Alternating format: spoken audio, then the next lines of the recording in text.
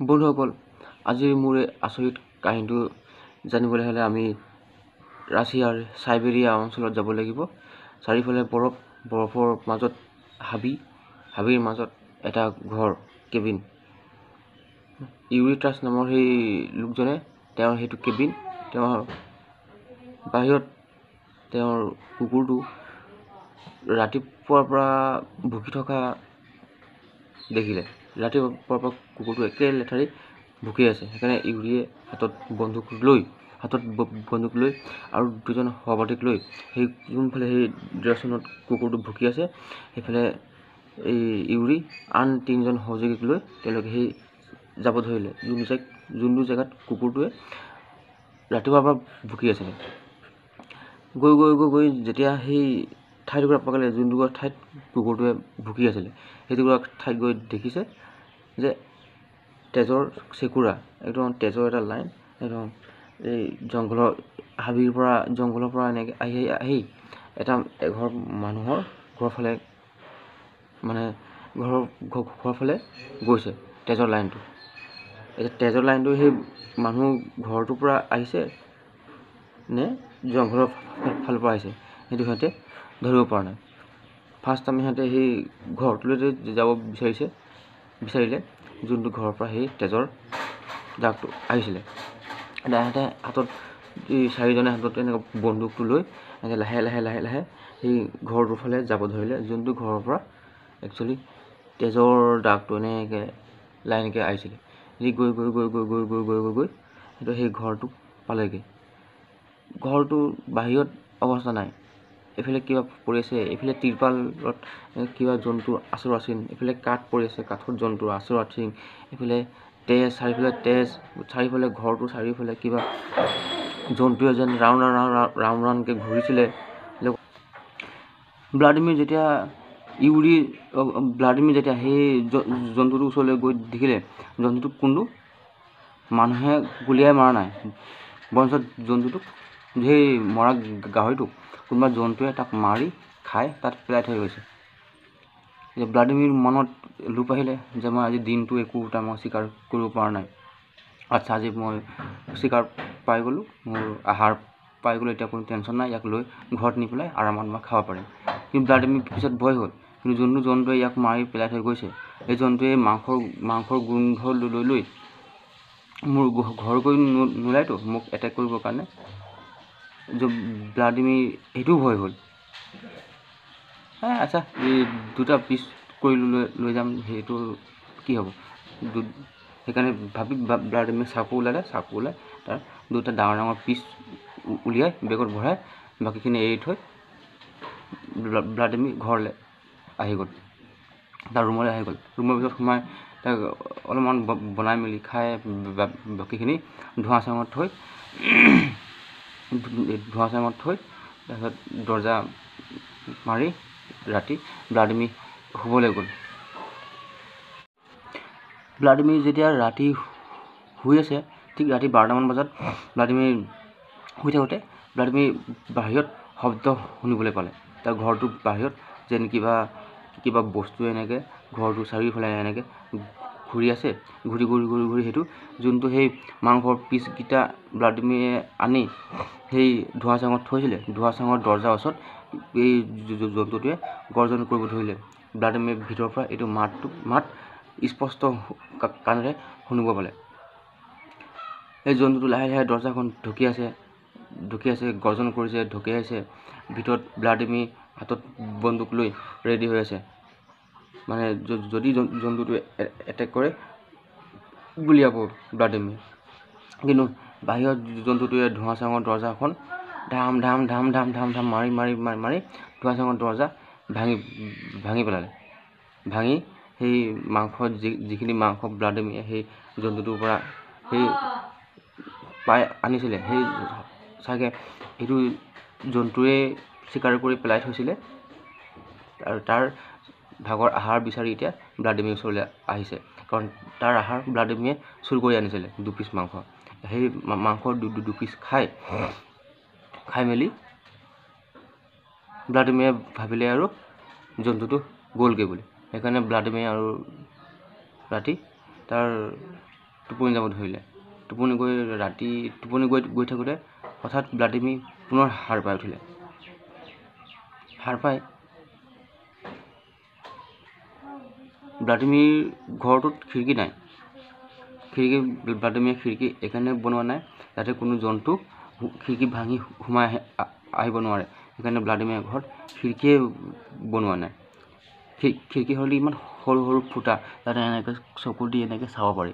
গোটেই ঘৰটো চাৰিওফালে সৰু সৰু ফুটা এনেকৈ কৰি থৈছে এনেকৈ চাবৰ কাৰণে, আৰু যদি কিবা বিপদ আহে এই ফুটাত বন্দুকৰ নল এনেকৈ ভৰাই গুলি কৰিবৰ কাৰণে। এতিয়া ভ্লাদিমিৰে সেই ফুটাবোৰ দি এনেকৈ চাব ধৰিলে।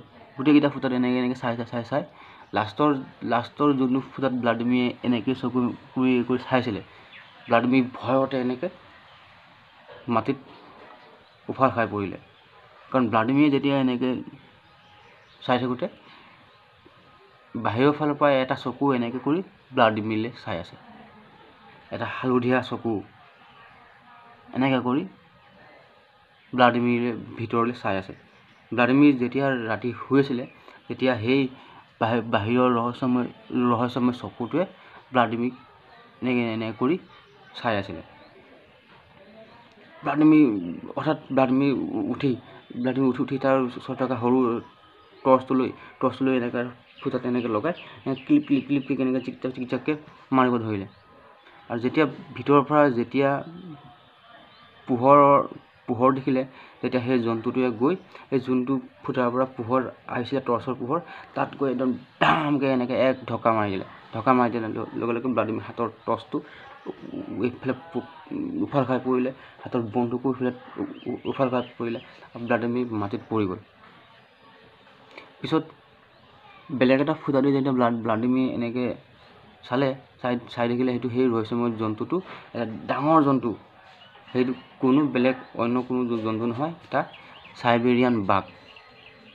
চাইবেৰিয়ান টাইগাৰ হয়।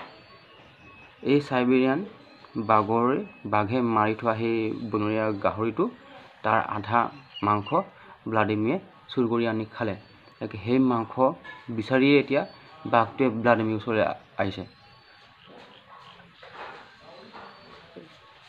বাঘটোৰ গোটেই মুখ ৰঙা, এনেকৈ মুখৰ পৰা এনেকৈ তেজ টুপুৰ পৰিছে। এইফালে নোম গোটেই সম্পূৰ্ণ মুখখন ৰঙা তেজেৰে। যেতিয়া মুখ মেলিছে, মুখৰ ভিতৰত বগা দাঁত এটাও নাই, গোটেইকেইটা দাঁতেই ৰঙা। এতিয়া বাঘটো এইফালে ঢকি আছে ভ্লাদিমিৰ বেৰত, সেইফালে ঢকি আছে, গৰ্জন কৰিছে। এতিয়া কাৰণ বাঘটো এতিয়া যোৱা নাই, হয়তো বাঘটোৱে পুতক তুলিব আহিছে ভ্লাদিমিৰৰ ওপৰত, কাৰণ সি তাৰ মাংস চুৰ কৰি অনাৰ কাৰণে। হয়তো এতিয়া বাঘটোৱে হয়তো ভ্লাদিমিৰক এটেক কৰিব। সেইভাৱে ভ্লাদিমিৰে বাঘটো যোনখিনি জেগাত ৰৈ আছে সেইখিনি জেগাত ভ্লাদিমিৰে এনেকৈ বন্দুকটোৰ নলটো ভৰাই গুলি ফুটাই দিলে, আৰু দুটা গুলি গৈ বাঘটোৰ গাত লাগিলে। বাঘটোৰ গাত লগাৰ লগে লগে বাঘটো গুলিৰ বৰাবৰ গৰ্জন কৰি একদম হাবিত সোমালে, আৰু হাবিত গোটেই ৰাতি বাঘটোৱে গৰ্জন কৰি থাকিব ধৰিলে। গৰ্জন কৰি থাকিব লগে হাবি কঁপাই থাকিব ধৰিলে। গোটেই অঞ্চলটো চবেই মানুহে সেইদিনাখন নিশা বাঘৰ মাত শুনিছিলে, আৰু বাঘটো হাবিত গৈ অকল গৰ্জনেই কৰি থাকিব ধৰিলে।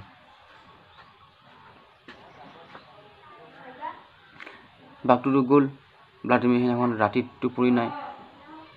এটাই বাঘ আছে, আৰু বাঘ আছে, ভ্লাদিমিৰ আৰু বাহিৰৰ দৰ্জা খুলি চাবলৈ সাহস নহ'ল। ৰাতিপুৱা যেতিয়া চিলমিলকৈ পোহৰ ওলাইছে, ভ্লাদিমিৰে দৰ্জা খুলিবলৈও ভ্লাদিমিৰে সাহস কৰা নাই। বন্দুকটো এনেকৈ আগফালে থৈ লাহেকৈ ভ্লাদিমিৰে দৰ্জাখন খুলি ডাইৰেক্ট ওপৰলৈ দুই যায় গুলি ফুটালে। যদি কোনোবা জন্তু বাহিৰতো আছে, এইটো এটা সাৱধান বাণী কৰি দিছে যে মই বন্দুক লৈ আছোঁ আৰু মই গুলি ফুটাব পাৰোঁ। যদি কোনোবা আছ মোৰ আশে পাশে, যে সোনকালে পলাই যায়, নহ'লে মই গুলি মাৰিম। এইটো সাৱধান বাণী শুনাৰ পিছত, গুলি মৰাৰ পিছত ভ্লাদিমিৰ লাহেকৈ ঘৰৰ পৰা ওলাই গৈ ভ্লাদিমিৰ তাৰ যোনটো সেই বন্ধু ইউৰি ঘৰলৈ গ'ল। ইয়াৰ পৰা মিনিমাম 1 কিলোমিটাৰ দূৰ। ইউৰি ঘৰৰ দৰ্জা এনেকৈ ধাম এনেকৈ মাৰিব ধৰিলে। দৰ্জা খুলি ইউৰি ওলাই আহিলে। ভ্লাদিমিৰে সকলো কথা ইউৰিৰ আগত খুলি ভাঙি ক'লে যে এনেকৈ ৰাতি কি হৈছিলে, মোৰ কুকুৰটো এনেকৈ। কিন্তু সেইদিনাখন নিশা ভ্লাদিমিৰ 3টা কুকুৰৰ ভিতৰত এটা কুকুৰ একদম দৌৰি গৈ চিধা হাবিত সোমাই গৈছিলে আৰু কুকুৰটো এতিয়ালৈকে অহা নাই। এই কথাও ক'লে যে বাঘৰ কথাও ক'লে, বাঘক গুলি মৰাৰ কথা ক'লে। যেতিয়া বাঘক গুলি মৰাৰ কথা ক'লে ইউৰি ভ্লাদিমিৰ ওপৰত ফায়াৰ, তই বাঘটো কেলৈ গুলি মাৰিলি, এই বাঘটো এতিয়া তোক এটেক কৰিব, তই বাঘৰ মাংস চুৰ কৰি আনিলি, তই বাঘটোক গুলি মাৰিলি, বাঘটো ঘাইল হৈ গ'ল, ঘাইল বাঘে তই বাঘটো ঘাইল কৰি তোক এতিয়া বাঘটোক কোনোবা এটা সময়ত তোক এটেক কৰিব আহিবই।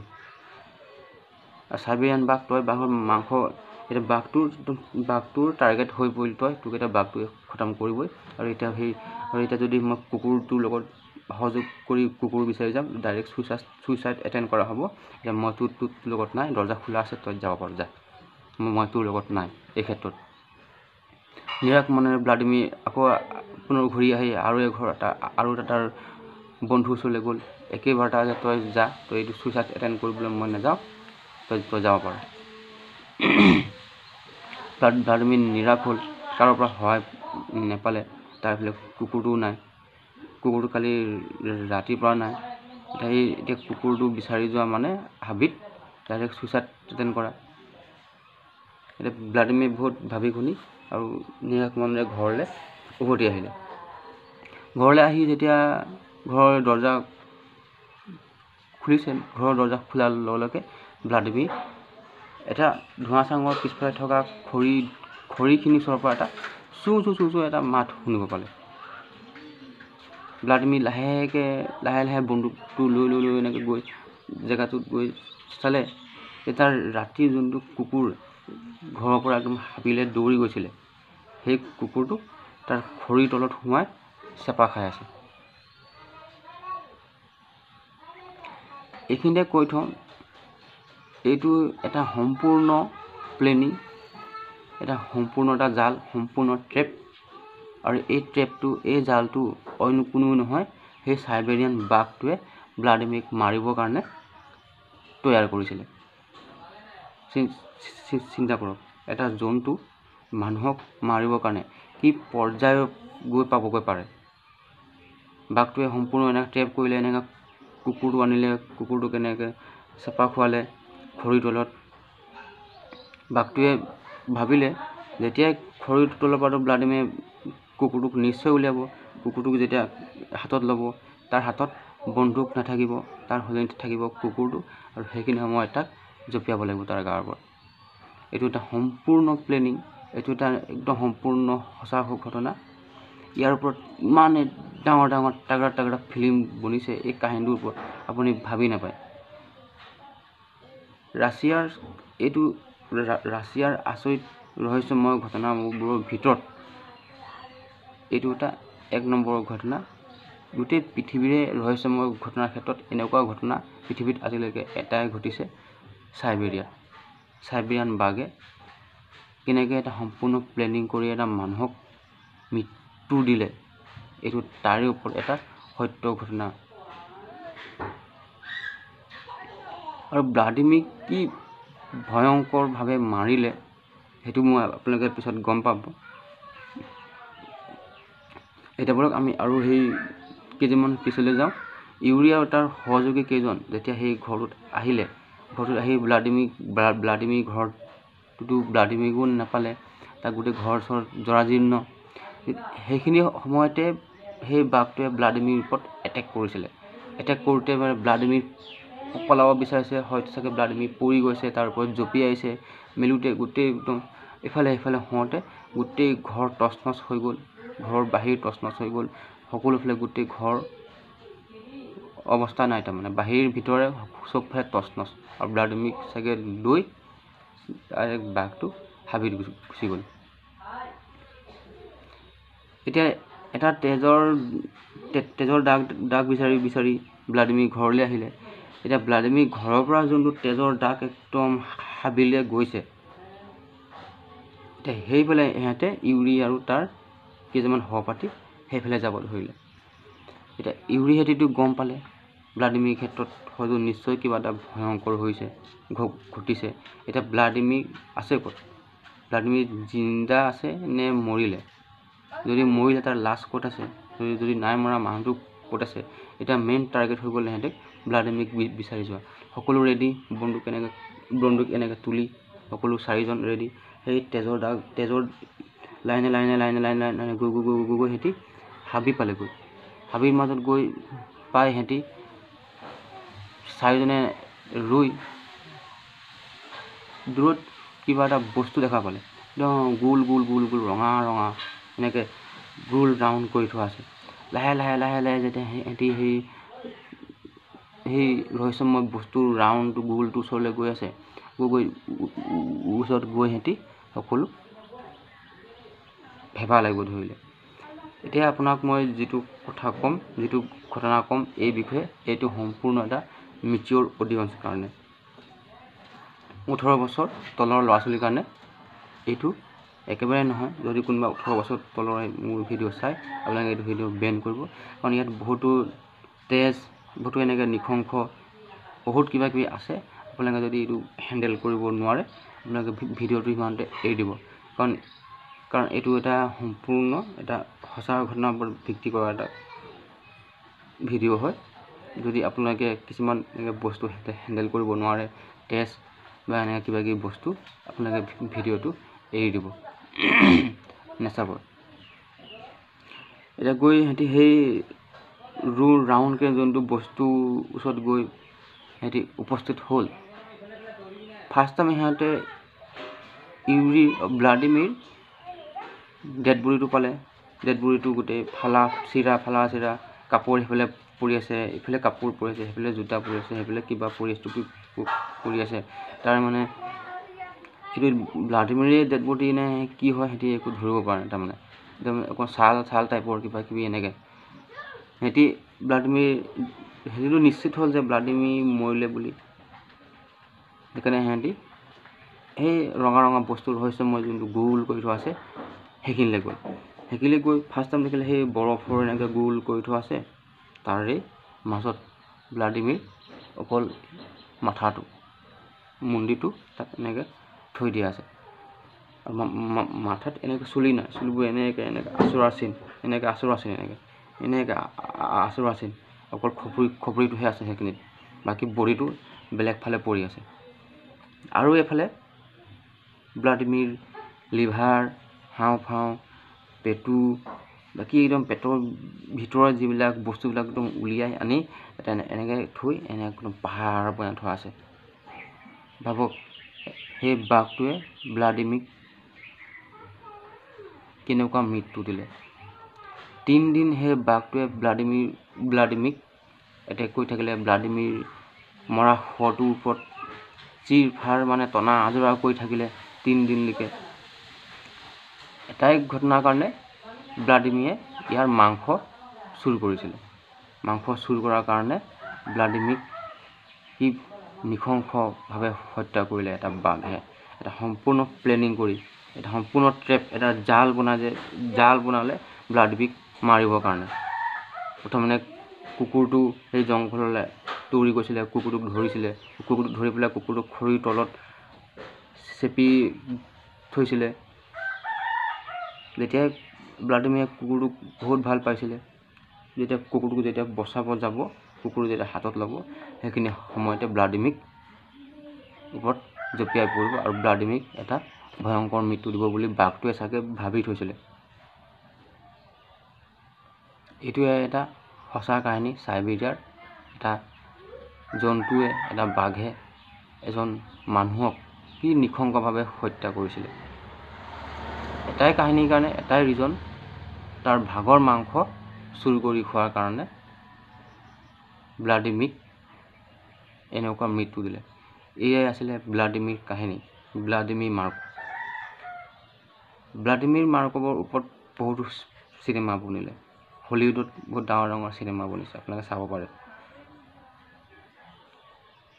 চাইবেৰিয়াৰ, ৰাছিয়াৰ এই ভ্লাদিমিৰ মাৰ্কভ, এই বাঘে হত্যা কৰা এই ঘটনাটো ইমানেই ৰহস্যময়, ইমানেই আচৰিত, মানে আপুনি কল্পনা কৰিব নোৱাৰে।